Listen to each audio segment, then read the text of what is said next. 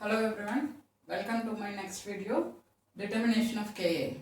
So in continuation to the extravascular route in one compartment model, we were discussing about the determination of Ka, which is absorption rate constant. Absorption rate constant Ka निकालने का दो methods होता है one compartment model के हिसाब से. One is method of residuals and another is Wagner-Nelson method. So method of residuals में कैसे के ये डिटरमाइन करेंगे, it is already discussed. C value पहले ही निकाले थे. C value is equal to k a f x not upon b into k a minus k into e to the power minus k t minus e to the power minus k a t. This is the equation of concentration in case of आपका extravascular root में drug को administer करते हैं. तो ये bell shaped जो curve आता है, ये curve is as a result of this equation. ये इक्वेशन में इनिशियली एब्जॉर्प्शन रेट को एक्सप्लेन करता है और जो है पोस्ट एब्जॉर्प्शन फेज या एलिमिनेशन फेज को एक्सप्लेन करता है. दो कर्व्स है, ये कर्व है e to the power minus k a t के हिसाब से, एक कर्व है e to the power minus k t के हिसाब से. ये एब्जॉर्प्शन रेट को एक्सप्लेन करता है, ये एलिमिनेशन रेट को एक्सप्लेन करता है. सो इसमें आपको दो कांस्टेंट डिटरमाइन करना होगा. One is elimination rate constant k and another is absorption rate constant k a. Initially देखेंगे तो आपका एब्जॉर्प्शन रेट ज्यादा होगा देन दैट ऑफ के. सो ये इतने ज्यादा होगा, it approaches to zero at time will be equal to infinity. तो टाइम इंफिनिटी में ये क्या हो जाएगा, k a f x not upon b into k a minus k into e to the power minus k t हो जाता है. तो इसका लॉगरिथमिक इक्वेशन लेंगे तो log c is equal to log of k a f x not upon b into k a minus k t upon 2.303. अब इस terminal segment का जो एक्सट्रापोलेटेड इक्वेशन होगा, ये this is equation number 1 and this is equation number 2.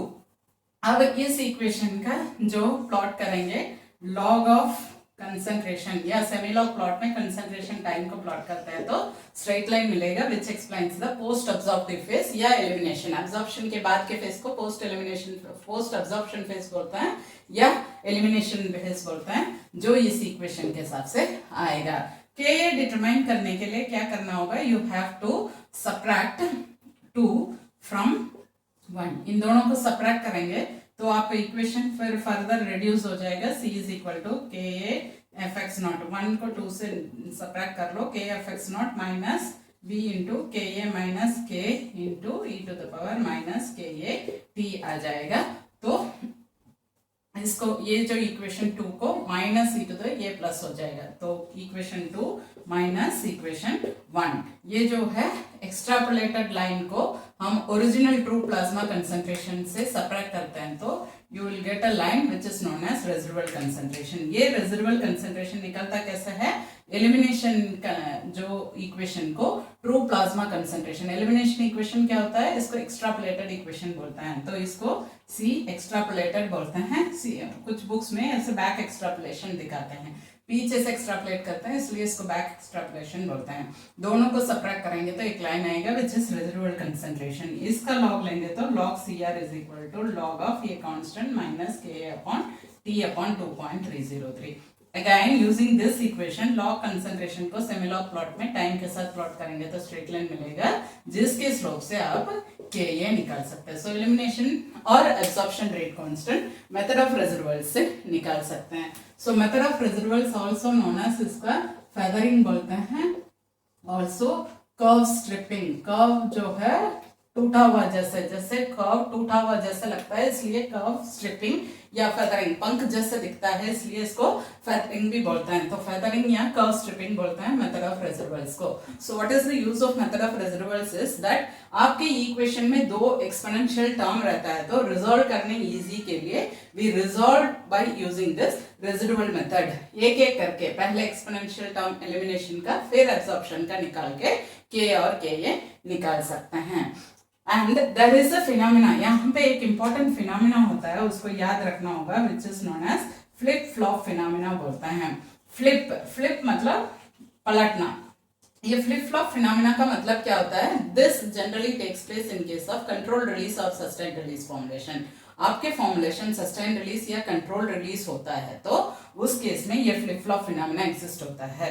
ये क्या होता है फ्लिप फ्लॉप फिनोमेना? जनरली हमें क्या होता है, जनरली एब्जॉर्प्शन ज्यादा होगा, एलिमिनेशन कम होगा कन्वेंशनल डोसेज फॉर्म्स में। बट कंट्रोल रिलीज या सस्टेन रिलीज किस लिए देते हैं? हम बहुत लंबा टाइम तक 24 आवर्स 48 आवर्स या एक दिन, एक हफ्ते, एक महीने के लिए ड्रग को रिलीज के लिए देखते हैं। वहां पे ड्रग स्लोली रिलीज होगा तो स्लो एब्जॉर्प्शन होगा, वहां पे एब्जॉर्प्शन स्लो होगा, not as like this. Normally आपको एब्जॉर्प्शन ज्यादा होगा, बट आपका कंट्रोल रिलीज सीआर फॉर्मुलेशन में, एसआर फॉर्मुलेशन में क्या होगा, absorption will be less than that of के।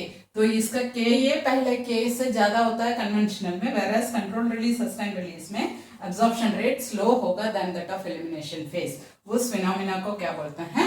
फ्लिप फ्लॉप फिनोमेना बोलते हैं। उसके kinetics flip flop phenomena use करके एक्सप्लेन कर सकते हैं। सो एक के ये निकालने के लिए एक मेथड यूज किए, that is method of residuals. There is another method to determine the k a value in one compartment model which is known as Wagner Nelson method. Wagner Nelson ये दोनों साइंटिस्ट का नाम है, जिसको यूज करके वन कंपार्टमेंट मेथड में we can again determine the k a क्या होता है? Absorption rate constant. अब तक आईवी इंजेक्शन, आईवी इन्फ्यूजन दोनों में सिर्फ एक rate constant, elimination rate constant निकाले हैं। वेरएज आपका जो एक्स्ट्रावेस्कुलर रूट है, first of all drug must absorb then elimination. So दो रेट कांस्टेंट इन्वॉल्व होगा, one is absorption rate constant and another is elimination rate constant. Absorption rate constant k ये, जिसको एक मेथड ऑफ रेसिडुअल्स से निकाल सकते हैं। दूसरा मेथड है वैगनर-नेल्सन मेथड। वैगनर-नेल्सन मेथड में कैसे डिटरमाइन करना है एब्सॉर्प्शन रेट? तो उसके लिए first of all the amount of drug that is absorbed in the body, total amount of drug, कितने अमाउंट ऑफ ड्रग टोटली आपके बॉडी के अंदर एब्सॉर्ब हुआ, that is amount of drug that is present in the body and the amount of drug that is eliminated from the body। जितने drug आपके body के अंदर है, जितने ड्रग बॉडी से एलिमिनेट हो गया, ये दोनों मिला के टोटल एब्सॉर्ब्ड ड्रग, जो एब्सॉर्ब होने के लिए बच रहा है, that is the amount of drug present in the body and the amount of drug that is eliminated। absorb होके eliminate हो गया, वो भी absorbed amount। so total amount of drug absorbed कितना होगा?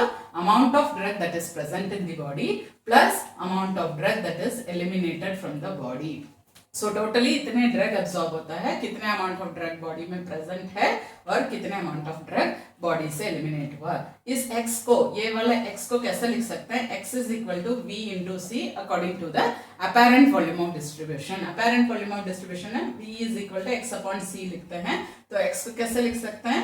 v इंटू सी करके लिख सकते हैं। तो ये x को कैसे लिखेंगे? v इंटू सी। पर x e को कैसे लिख सकते हैं? k इंटू x करके लिख सकते हैं, बिकॉज एलिमिनेशन रेट जो है आपका किससे प्रोपोर्शनल होता है? Amount of drug that is present in the body. Proportionality को निकाल देते हैं, इक्वल आएगा तो कांस्टेंट आएगा which is k into x. इसको भी x को k इंटू v इंटू सी करके, तो ये x को कैसे लिखेंगे? v इंटू सी लिखेंगे। x e को कैसे लिखेंगे? k इंटू v इंटू सी करके लिखेंगे, दैट इज x a।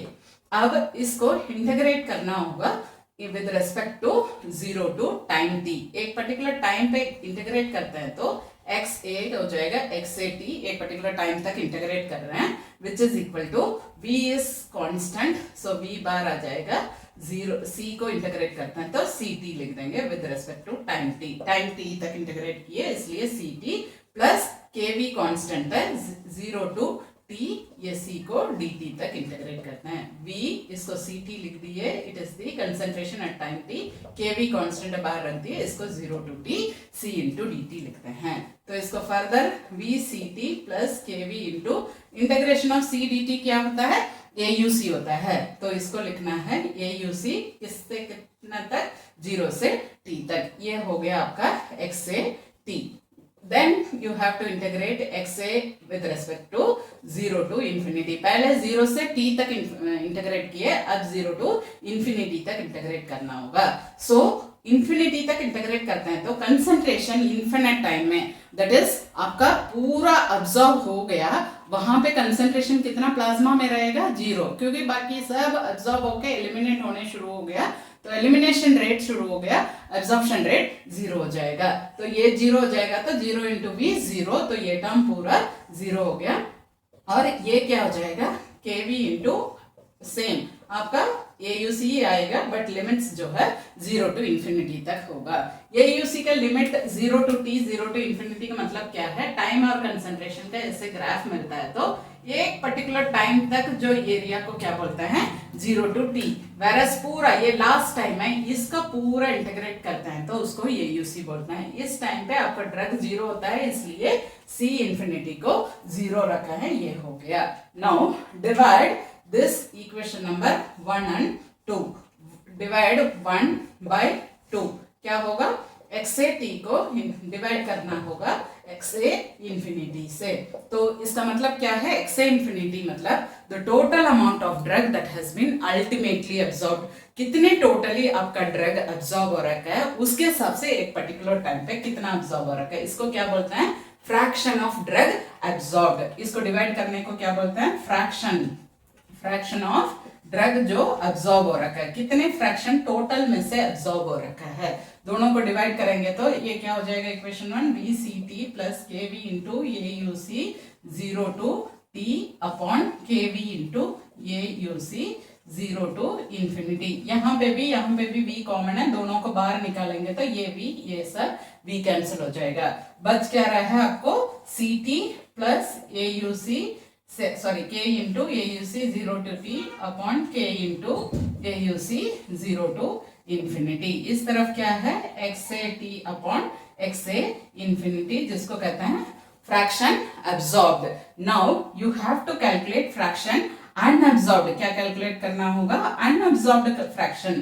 तो टोटल फ्रैक्शन में मैक्सिमम कितना होता है 1, तो अब्सॉर्ब्ड फ्रैक्शन हमें ये है, तो अनअब्सॉर्ब्ड फ्रैक्शन कैसे निकालना है, 1 minus the absorbed fraction will give you the unabsorbed fraction. So 1 minus x(a)t upon x(a) infinity, ये क्या होता है, फ्रैक्शन unabsorbed, ये फ्रैक्शन मिलेगा तो इसके साथ जो इक्वेशन 1 माइनस के साथ आएगा। Now you have to convert into percentage fraction unabsorbed, percentage में कन्वर्ट करना होगा तो इसको मल्टीप्लाई बाय 100 करना होगा, ये इक्वेशन को भी मल्टीप्लाई बाय 100 करना होगा, दोनों को कर लिए तो आपको अनअब्सॉर्ब्ड फ्रैक्शन मिल जाएगा। Now you have to plot the graph between time and percentage unabsorbed, जिसका ग्राफ में स्ट्रेट लाइन मिलेगा जिसके स्लोप से Ka निकाल सकते हैं। So Ka also can be determined from Wagner Nelson method, कैसे, आपको y एक्सिस में परसेंटेज अनअब्सॉर्ब्ड फ्रैक्शन को लेना है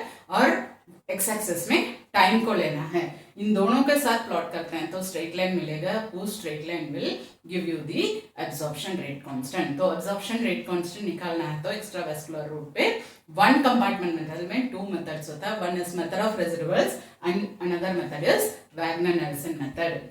इतने तक आपको पूरा 1 कंपार्टमेंट मॉडल मैं जो शुरू किए थे वीडियोस में खत्म हो रहा है। So totally IV injection, bolus injection complete कर लिए, IV इन्फ्यूजन कंप्लीट कर लिए एंड एक्स्ट्रावेस्कुलर रूट जिसमें आपको method of residuals and Wagner Nelson method भी डिस्कस किए। So we completed 1 compartment model.